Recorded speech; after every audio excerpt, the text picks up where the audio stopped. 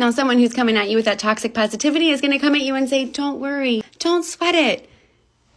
Jesus was sweating blood.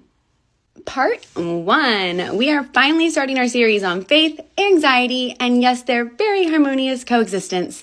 To be clear, I am absolutely not a doctor. I'm just anxious AF, and I'm really tired of everyone's toxic positivity saying that if I'm stressed at all, it's a marker that my faith is in jeopardy. First of all, we're just going to cover a couple of the things that Jesus had to say about anxiety, as well as some other notable characters in the Bible. In part 2, we're actually going to talk about root idols, and if you haven't studied root idols and how they can contribute to your anxiety, buckle up. That's actually fascinating. And then in part 3, we're just going to cover root idols a little bit more, as well as some applications. If you all are interested, I might do an individual post for each of the root idols, so we'll just have to decide as we go. So the next time your Aunt Barb comes up to you and says, oh, honey, don't sweat it, just have more faith in the Lord, you can say, as a matter of fact, I have so much faith in the Lord, I believe those words and read that we are going to have trouble, so I'm just trying to work out how I'm going to handle that. There are a gajillion examples in the Bible of people naturally being stressed AF. How can we miss David? David was no doubt one huge ball of anxiety. In fact, if we go to Jesus in the garden, he was very much sweating it.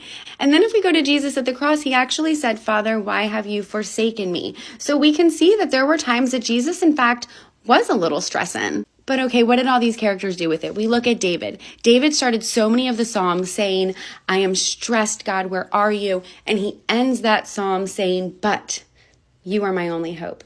And then we look at Jesus in the garden, and he is sweating, literally sweating it. What does he say?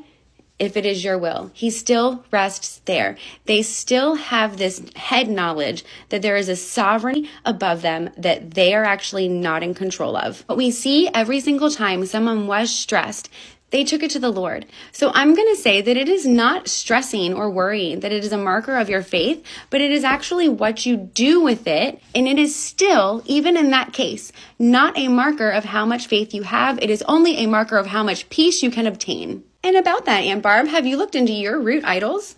Power, control, comfort, and approval. And if you don't know yet, they are likely linked to your anxiety. We'll cover that in part 2.